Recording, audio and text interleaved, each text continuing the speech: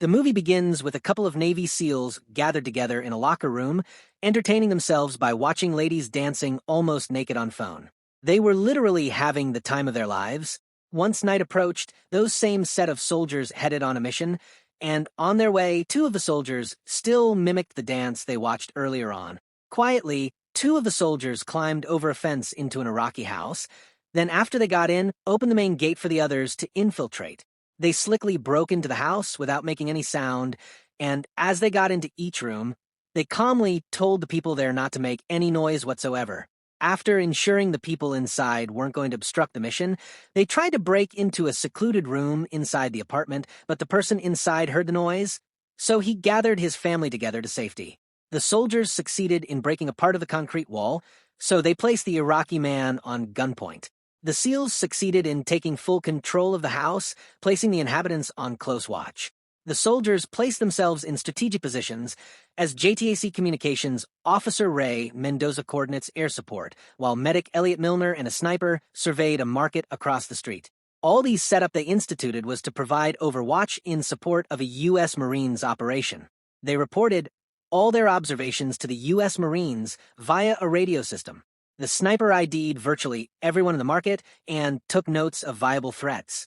While observing, the sniper noticed a particular man in the market who looked suspicious, so he placed his focus on him, and in the process, noticed he was also observing them from a distance. Suddenly, the dogs placed outside started barking, so the captain, Eric, contacted Alpha 2 on potential terrorist movement into their position. The sniper sighted more men peeking at them again. So, with instinctive description, he informed the other guys of the probable threat. The soldiers receives information that their air support is being withdrawn, so the communication officer radios to see if any other air support is available, but there was none at the moment. All of a sudden, everybody in the market area started closing and rushing inside. The translators reports to Eric that they're calling for jihad, a broadcast call to arms. Eric instructed them to keep the lower deck locked down to avoid annexation. The snipers upstairs switched so Ray could take a piss, but as he was easing himself, a grenade was thrown into the sniper's room. The grenade led Elliot to sustain a nasty injury, whilst giving Tommy and Frank a concussion. The enemy started raining bullets on them, so the soldiers shot back to enable the wounded soldiers get out of shooting range. Captain Eric contacted Alpha 2, informing them of their current state and injured soldier. He received information to stay put and wait for a case vac to evacuate Elliot. Eric instructed the rest of the team to get their things ready, as they'll be moving down in a couple of minutes. They're going down as their current location has been compromised, so Sam and Tommy retrieved Elliot's gear from a sniper room, which also includes his bag of C4 and a preloaded sniper. They all put on their respective gears and prepped their various weapons. On short notice, they blew up the claymores that was placed atop the roof, then in a uniform fashion, they scurrily headed downstairs. Meanwhile, the inhabitants of the building just kept on observing the soldiers. On getting downstairs, Eric cited out the breakout plan. Mac and Laris were to cover the families. Frank was to pop smoke when the tank rolls up. Then Tommy, Elliot, and Sam are the scouts that are going to lead Elliot down to the case vac. Eric and Ray are the soldiers to provide cover at the rear. Mac and Laris imminently took their positions with the families, while the others got ready to evacuate Elliot. They got information that the tank has arrived, so Frank did his share of the work by throwing a smoke grenade out for cover. As the smoke got thicker, the translators were the first to go outside for confirmation that the M2 Bradley is in position, then the rest headed outside, but the tank was bombed with an IED. One of the translators is killed due to the massive explosion, while leading officer Sam's leg got nastily twisted and was even on fire. Tommy put out the fire on Sam's leg. Then he immediately dragged him inside, with Sam screaming in excruciating pain. Outside, Ray stared at Elliot's battered body in agony, but on seeing he's still slightly alive, he dragged his body inside with all the strength he had in him. Elliot got stuck on the way, so Ray headed inside and told Tommy to provide cover for him whilst he untangles Elliot. They both carried him inside the building.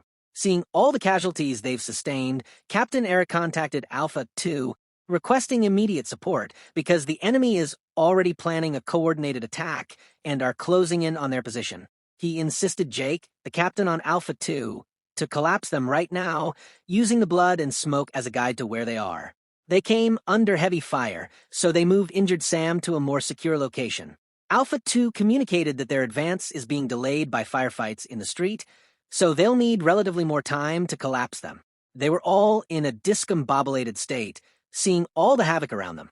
By this time, Elliot is still in utter shock and hasn't moved a muscle. Ray forced a cloth inside the injury in Sam's leg to stop the bleeding. The families saw all that was happening and tried to protest, but Mac pulled him back into position. Elliot's leg was all messed up and immensely shattered. MacDonald informed them their air support is back, but the problem is the enemy fighters are right on top of them, and he can only coordinate a show of force.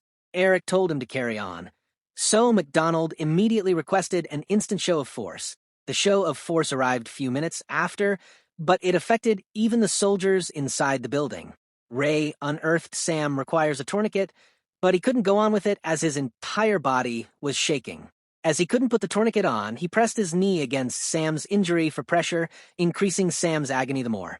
Eric saw that Ray was in utter disarray and couldn't even focus, so he tied the tourniquet on Sam by himself. On spur of moment, Elliot finally regained consciousness, screaming in excruciating pain. MacDonald sought to administer morphine to Elliot to reduce the pain, but he mistakenly shot it in his thumb. He took out another one and administered it correctly this time. Simultaneously, Ray also administered morphine to Sam. According to the air support, Alpha 2 and the third element are already very close to their location. Alpha 2 engaged the enemy soldiers in a nasty shootout, whilst also moving in a uniform fashion and closed in on Alpha 1. Alpha 2 successfully collapsed on Alpha 1 position without sustaining any casualties. Alpha 2 took control over virtually everything on arrival. Eric was in an utterly discombobulated state and was in no state to lead, so he surrendered his leadership to Alpha 2 leader Jake. Jake took over control, then he told everyone to get themselves prepared, as they have to get the injured soldiers' case vac, no matter the cost. Alpha 2 comms officer John requested for 2 case vacs for the 2 injured soldiers, but it was denied due to fear of another IED attack. John reported the situation at hand to his commanding officer. Jake saw how much the injured soldiers were suffering, so he ordered John to impersonate the Army commanding officer so the case vac and their evacuation can be approved. John did exactly as he was instructed, and the Bradleys got approved immediately. Jake took some soldiers with him outside the street to retrieve more firepower, after which he informed the rest that the Bradleys are 4 minutes out. Meanwhile, some soldiers covered the rooftop from enemies' attack, but they headed back inside the building as the insurgents' shooting became too heavy to withhold. Jake assigned Mac, Tommy, and Aaron to grab Elliot when the Brads get here, as they're going to be the first to go out, while Ray and Brock are to grab Sam next and head over to Brad 2 on the left side. The Bradleys were already en route, tracking down the location of the soldiers. The soldiers folded Elliot up for easy carriage, and he screamed in excruciating pain while they were at it. Another show of force arrived on short notice to provide cover for their evacuation. The Bradleys arrived at the building not long after, so each of the soldiers dispatched their duties accurately. Outside, some soldiers shot at the enemy to provide cover and stop them from bombing the Bradley. Elliot was successfully loaded onto the Brad on the right, and Sam also was successfully loaded into the second Bradley on the left. After they conducted a smooth medevac load into the Bradley under combat conditions, the team regroups at the house while hostile forces begins to encircle their position. They received communication from the air support that enemy forces are all over the rooftop of each building around. Jake decided to improvise. He requested massive firepower from a Bradley to take out the top deck of their building because he felt the second floor has been compromised. They all took cover, then 2 Bradleys fired into the top deck of their building and other buildings around also. All the soldiers got into a uniform position, then under the cover of another show of force, they all broke out from the building. The soldiers shot at the enemy forces to provide cover, and in a short period of time, Alpha 1 and Alpha 2 were completely extracted by the Bradleys. The 2 extraction Bradleys departed from the neighborhood under heavy small arms fire. The families curiously stepped out of their rooms, only now grasping that the military presence has vanished. Meanwhile, the remaining insurgents crept into the streets, eyes scanning the charred remains of the Iraqi translator. with a mix of suspicion and grim curiosity. Before the end credits roll, the real SEAL Team 5 members who took part in the mission are shown contributing to the film's production, a tribute that honors their service, sacrifice, and the legacy of their actions. Thanks for watching. Please like, subscribe, and comment. Thank you.